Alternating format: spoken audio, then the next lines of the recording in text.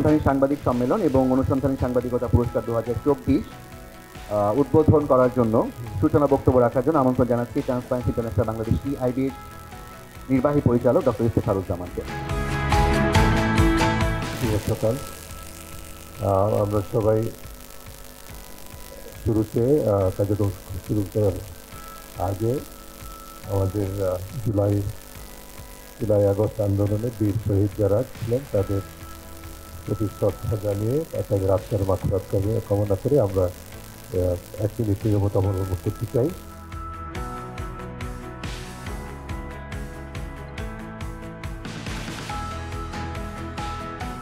আপনাদের অংশগ্রহণে, আপনাদের আলোচনার মাধ্যমে আমরা একটু বোঝার চেষ্টা করতে চাই যে আমরা অনুসন্ধানী সাংবাদিকতার ক্ষেত্রে বাংলাদেশে কোথায় আছি, কত দূর আমরা যেতে পেরেছি।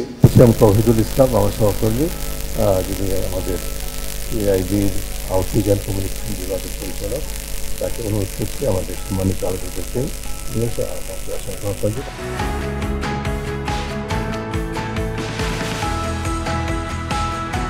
ইনভেস্টিগেটিভ জার্নালিজম অ্যাওয়ার্ডেরই 25 বছর পূর্তি হতে যাচ্ছে। তো আপনারা যে সময়টাতে জাজ করেছেন আর এখনকার সময়ে যে ইনভেস্টিগেটিভ জার্নালিজম হচ্ছে, আর কি মনে হচ্ছে কতটুকু পরিবর্তন ঘটেছে বা আদৌ পরিবর্তন ঘটেছে কিনা? অনুসন্ধানী সাংবাদিকতা এবং অনুকূল পরিবেশ, এই দুটি একটির সঙ্গে আরেকটি সাংঘর্ষিক শব্দ। অনুসন্ধানী সাংবাদিকতার জন্য বাংলাদেশের মতো দেশে অনুকূল পরিবেশ কখনো আসবে আমি সেটা মনে করি না। অতীতে কোনো রাজনৈতিক দলের কাছে সাংবাদিকরা ভালো ছিল এরকম প্রমাণ আসলে নাই। আমরা কখনো বিএনপির আমলে হয়তো আওয়ামী লীগের দালাল বা আওয়ামী লীগের আমলে বিএনপির দালাল এইভাবে খুব সিলি ভাষায় কথাবার্তা বলা হতো। গুটি কয়েক গণমাধ্যম ছাড়া বাকি সবগুলোই তো চর দখলের মতো দখল হয়ে গেছে। সেইখানে আমি যদি দেখি যে আগের থেকে যে পরিস্থিতি ছিল এখন আরেক পরিস্থিতি তৈরি হয়েছে, কিন্তু ইনভেস্টিগেটিভ রিপোর্ট করার মতো পরিবেশ আসলে তৈরি হয়নি। সার্বিকভাবে প্রশিক্ষণের প্রতি কিন্তু মনোযোগের অভাব আছে। একটা হচ্ছে যে ফাইন্যান্সিয়াল অনেক রকম কনস্ট্রেন্টের মধ্য দিয়ে গণমাধ্যমকে চলতে হচ্ছে। তারপরে ইনভেস্টিগেটিভ জার্নালিজমে ইনভেস্ট করবে, যেখানে তাকে প্রশিক্ষণ দিতে হবে, তার ফলটা থেকে একটা ঝুঁকির মধ্যে পড়তে হবে। এতটা ঝুঁকি বোধহয় নিতে চায় না। আমাদের ফ্লোর থেকে আমি কয়েকজনের মতামত শুনতে চাই। আমি বিশ্বাস করি যে সেলফ সেন্সরশিপ আসলে it's not a challenge, it's a product of result of challenge. এবং সেলফ সেন্সরশিপকে যখন চ্যালেঞ্জ বলা হয়, এইটা আসলে সাংবাদিককে ইন্ডিভিজুয়ালি ডিমোরালাইজ করার ক্ষেত্রে অনেক বেশি কাজ করে। প্রাতিষ্ঠানিক যে সাপোর্ট, এইটা আজকের দিনে অনেক গণমাধ্যম এটা দিতে পারবে না, দেওয়া সম্ভব না। যে আর্থিক বলেন বা একজন রিপোর্টারকে 2 মাস 2.5 মাস ধরে যে কাজে এনগেজ রাখা, সেটা হয়তো প্রথম আলোর মতো হাউস বলে সেটা এফোর্ড করতে পেরেছে। টিআইবি প্রতি বছর যে স্টোরিগুলিতে অ্যাওয়ার্ড দেয় সেগুলো আমার দেশের সাংবাদিকরাই করে এবং আমার দেশের পত্রিকাতেই ছাপা হয়। সুতরাং বাধা যে আছে ওইটাকে ওভারকাম করাটাই সাংবাদিকের কাজ। অপারেশন ঈগল হান্ট, সেখানে 4 জনকে জঙ্গি বলে ক্রসফায়ার যেটা বলি কিংবা মেরে ফেলছে। তো আমরা ওখানে ইনভেস্টিগেশন করে দেখলাম যে 3 জন ব্যক্তি একবারেই নিরীহ, কিংবা তারা এই ঘটনার যেদিন লাশ দেখালো তার থেকে কম করে হলেও 10 দিন বা 15 দিন আগে মেরে ওখানে পচা লাশ নিয়ে গেছে। আজকে আমরা যখন ইনভেস্টিগেশন করে এই ঘটনাটা দেখলাম, এখন এই 3টা জীবনের কোনোভাবে ফেরত দেওয়া সম্ভব নয়। আপনারা গত 25 বছর অ্যাওয়ার্ড দিয়েছেন, সাবজেক্টগুলো দেখেন। এই সাবজেক্টে কিন্তু আমরা সবসময় কৌশল অবলম্বন করি। আমি সম্পাদক হিসাবে দায়িত্ব নিয়ে বলছি, আমিও কৌশল অবলম্বন করি। উপায় নাই, উপায় ছিল না। বাংলাদেশে একটা ক্রিমিনাল মাফিয়া ইকোনমি, তার খুবই জরুরি অংশ কিন্তু সাংবাদিকরা, সম্পাদকেরা, মালিকেরা। অনেক সময় সম্পাদক বাধ্য হন, অনেক সময় মালিক জানেনও না সম্পাদক তাকে কোথায় কোথায় বেচে দিচ্ছেন তার পত্রিকায়। আমরা চাই আপনারা সিরিয়াস জার্নালিজম করেন, সোসাইটিতে অনেস্টিটা আসুক, যে না এর নিয়ে লেখা যাবে না, ওরে নিয়ে, সবাইকে নিয়ে লেখেন না।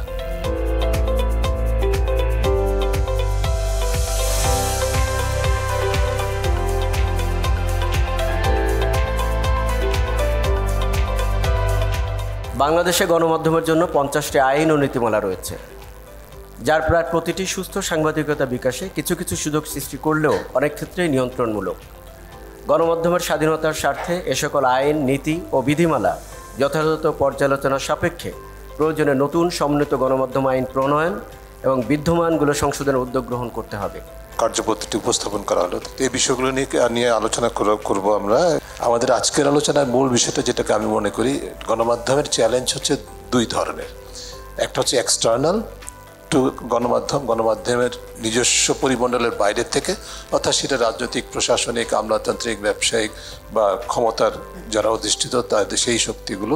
অন্যদিক থেকে গণমাধ্যমের নিজের চ্যালেঞ্জ, ইন্টারনাল চ্যালেঞ্জ অফ গণমাধ্যম itself from within, challenge from গণমাধ্যমের ভিতর থেকে যে সমস্যা সেগুলো খুবই গুরুত্বপূর্ণ। সেই দুইটা আঙ্গিকে কথা বলতে চাই, আমরা খুবই ইনফর্মালি কথা বলতে চাই। প্রথমে কি ফারুক ওয়াসিক আপনাকে অনুরোধ করতে পারি? অনেক ধন্যবাদ ইফতেখার ভাই। যদি সত্যিকার কোথাও গণতন্ত্রের জন্য জানবাজি লড়াই চলে থাকে গত 1.5 দশক, সেটা কিন্তু বাংলাদেশ। এবং আজকে এই বাংলাদেশ একটা ফ্রন্টিয়ার জায়গা, গণতন্ত্রের ফ্রন্টিয়ার বা ময়দান বা সীমান্ত অঞ্চল, যেখানে পরাজিত হলে পৃথিবীর আর কোনো দেশে, এরকম উন্নয়নশীল দেশে গণতন্ত্রের জন্য লড়াই করার সাহসটা অনেক কমে যাবে। খুবই দুঃখজনকভাবে দেখা যাচ্ছে যে বাংলাদেশের লড়াইকে একটা পশ্চাৎপদ লড়াই হিসেবে চিহ্নিত করা, একটা গণতন্ত্র বিরোধী লড়াই হিসেবে চিহ্নিত করার জন্য জোর আয়োজন চলছে আমাদের প্রতিবেশী দেশ থেকে। এই লড়াইটাকে আমরা যদি গণতন্ত্র লড়াই হিসেবে মনে করি, তাহলে সবার আগে মিডিয়াকে এইটার সামনের কাতারে চলে আসতে হবে। নুরুল কবির ভাই, আপনার কাছে একটু আসতে পারি? ধন্যবাদ। অনেক পুরনোর মধ্যেই আমরা এখনো বসবাস করছি, একটা নতুন দিকে যাবার একটা প্রচেষ্টার সুযোগ এসছে। সেখানে গণমাধ্যমের একটা ভূমিকা থাকা দরকার। কেমন চাই? ইতিমধ্যে কতগুলি প্রস্তাব এখানে দেওয়া হয়েছে। আপনারা যে ওয়েস্ট বোর্ডের কথা বলছেন যে নবমটা বাস্তবায়ন করতে হবে, কিন্তু নবমটা আর বাস্তবায়ন করলেও সাংবাদিকদের কতটুকু উপকার হবে আমি জানি না, কারণ নবমটা হয়েছিল এখন থেকে 8 বছর 9 বছর আগে। ইনভেস্টিগেটিভ জার্নালিজম ইজ এক্সপেন্সিভ, এটা পয়সা ছাড়া হয় না, কেবলমাত্র আকাঙ্ক্ষার উপর নির্ভর করে না। তো এই বেতনে এবং দ্রব্যমূল্যের যে অবস্থা, এটা দিয়ে সংবাদকর্মীদের কাছ থেকে খুবই ভেতরে গিয়ে ইনভেস্টিগেটিভ জার্নালিজম করা কঠিন। শহীদ ভাই, আপনাকে একটু অনুরোধ করছি কিছু বলেন। Thank you. গণমাধ্যমের স্বাধীনতা এটা আমাদের গভর্নমেন্টের একটা খুবই একটা টপ প্রায়োরিটি। আগের গভর্নমেন্ট আসলে কিভাবে গণমাধ্যমের স্বাধীনতা খর্ব করত সেটার আমরা একটা ম্যাপিং করেছি। আমরা দেখেছি প্রথম কথা হচ্ছে একটা হচ্ছিল লিগাল ওয়েতে, অনেকগুলো রিপ্রেসিভ ল ছিল, সেই রিপ্রেসিভ ল দিয়ে তারা গণমাধ্যমের উপরে একটা হলো খড়গ, আর একটা হচ্ছে তার ভয়েসটাকে মাজল করার চেষ্টা করেছে। সেকেন্ড ছিল অ্যাডমিনিস্ট্রেটিভ ওয়েতে, ওরা কীভাবে করতো, ওরা ডিজিএফআইকে ইউজ করছে, ওরা এনএসআইকে ইউজ করছে, ওরা এসবিকে ইউজ করছে, ওরা ডিবিকে ইউজ করছে, ওরা সিআইডিকে ইউজ করছে। তা আমরা এক্সপেক্ট করছি যে বাংলাদেশের এই ইন্টারিম গভর্নমেন্টের সময় যাতে মিডিয়া ফ্রিডমটা ইনস্টিটিউশনালাইজড হয়। আমাদের একটা ডিপ একটা ভয় হচ্ছে যে পলিটিক্যাল গভর্নমেন্ট এসে না আমাদের এই ফ্রিডমটাকে রোল ব্যাক করে। আমরা জার্নালিজমটারে কঠিন করতে চাই না, বাট জার্নালিজম যাতে ইথিক্যালি গ্রাউন্ডেড থাকে সেটা আমরা করতে চাই। আমি কামাল ভাইকে যেটা বলতে চাচ্ছিলাম, আপনি কি বলে যে মিডিয়া রিফর্ম কমিশনের প্রধান হিসেবে বলতে পারেন, বা আপনি ব্যক্তিগত অবস্থান থেকে বলতে পারেন। ধন্যবাদ ইফতেখার ভাই বিষয়টা আমার জন্য সহজ করে দেওয়ার জন্য। আমরা যে পরিস্থিতির মধ্যে দিয়ে যাচ্ছি সেই পরিস্থিতিতে অসংখ্য সংবাদ মাধ্যম এইখানে আছে। গণমাধ্যম বললে আরও বড় করে বলতে হবে যে অনেক গণমাধ্যম আছে। এক ধরনের ওভার ফ্লাডেড, একটা বন্যার মতন চলছে পরিস্থিতি, ফ্লাডেড, ইনফরমেশন ফ্লাড। এখন সেই ইনফরমেশন ফ্লাডের মধ্যে ডিসইনফরমেশন ঢুকছে, মিসইনফরমেশন ঢুকছে, আবার কারেক্ট ইনফরমেশনও আছে। ফ্যাসিস্ট সরকার তাদের সময়ে এটা বড় ধরনের একটা কৌশল ছিল যে যেই সংবাদ মাধ্যমগুলো বস্তুনিষ্ঠভাবে সাংবাদিকতা করবে তাদের সাংবাদিকতা বা তাদের তথ্য হারিয়ে যাক অন্য আরও অজস্র প্রচার মাধ্যমের প্রচারণার মধ্য দিয়ে।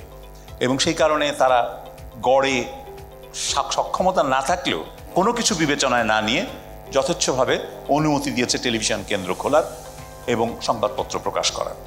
দলীয় কারণে, রাজনৈতিক উদ্দেশ্যে এবং কিছুটা প্রকৃত সমস্যার কারণেই সব কিছু মিলেই এমন একটা পরিস্থিতি তৈরি হয়েছে যে আমরা এই দেশটা ইসলামী মৌলবাদীদের প্রাধান্য এখানে প্রতিষ্ঠিত হয়েছে, এরকম একটা ধারণা বিশ্বব্যাপী তৈরি করার আমাদের গণমাধ্যমের ভূমিকা ছিল। সাংবাদিকতার, সংবাদ মাধ্যমের একটা টেকসই মডেল দরকার, সাস্টেনেবল মডেল দরকার। আপনি বেতন দেবেন না, ভাতা দেবেন না ঠিক মতন, আপনি একটা সাংবাদিকের নিরাপত্তার, অর্থনৈতিক নিরাপত্তার ব্যবস্থা করবেন না, তার সামাজিক মর্যাদা ক্ষুণ্ণ হবে, কারণ বাড়ি ভাড়া বাকি থাকায় বাড়িওয়ালা তাকে বাসা থেকে বের করে দেবে, সাংবাদিক পরিচয় শুনলে বাসা ভাড়া দেবে না। এইরকম নিরাপত্তাহীন অবস্থায় আপনি একজন সাংবাদিকের কাছ থেকে স্বাধীন সাংবাদিকতা আশা করতে পারেন না। এগুলো আমাদের দেখতে হবে। আপনাকে অনেক ধন্যবাদ। অ্যাবসলিউটলি আপনার সাথে সম্পূর্ণ একমত। আমরা মনে করি যে শুধু গণমাধ্যম সংস্কার না, যে যতগুলো সংস্কার কমিশন রয়েছে প্রতিটি সংস্কার কমিশনের সুপারিশমালা যতই বাস্তবসম্মত, যতই যৌক্তিক এবং যতই বিজ্ঞান ভিত্তিক হোক না কেন, এবং অন্তর্বর্তীকালীন সরকারের পক্ষ থেকে তার উপর ভিত্তি করে যত সুপারিশমালা যত পদক্ষেপ গৃহীত হোক না কেন, বাংলাদেশে গণমাধ্যমের মুক্ত গণমাধ্যম স্বাধীনতা, গণমাধ্যমের স্বাধীনতা সহ অন্যান্য ক্ষেত্রে বাস্তব পরিবর্তন কখনোই সম্ভব হবে না যতক্ষণ পর্যন্ত আর বাংলাদেশের রাজনৈতিক সংস্কৃতিতে, এবং আমি যোগ করব আমলাতান্ত্রিক সংস্কৃতিতে ইতিবাচক পরিবর্তন না আসে। 2023 প্রকাশিত বা প্রচারিত অনুসন্ধানী প্রতিবেদনের উপর ভিত্তি করে যে সাংবাদিকতা পুরস্কার, সেটি আমরা আজকে এই মুহূর্তে একটু পরিঘোষণা করতে যাচ্ছি।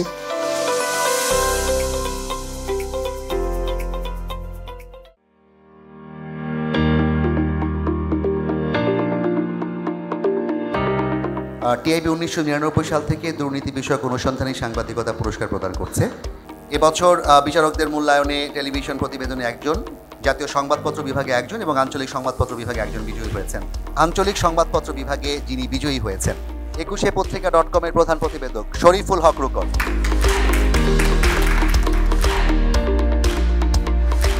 জাতীয় সংবাদপত্র বিভাগে এবছর পুরস্কৃত হয়েছেন দ্য ডেইলি স্টার পত্রিকার জ্যেষ্ঠ প্রতিবেদক জায়মা ইসলাম। মার্টিন দাদার পক্ষ থেকে পুরস্কারটি নিচ্ছেন। টেলিভিশন বিভাগ প্রতিবেদন অর্থাৎ রিপোর্টিংয়ে বিজয়ী হয়েছেন যমুনা টেলিভিশন থেকে আল আমিন হক অহন।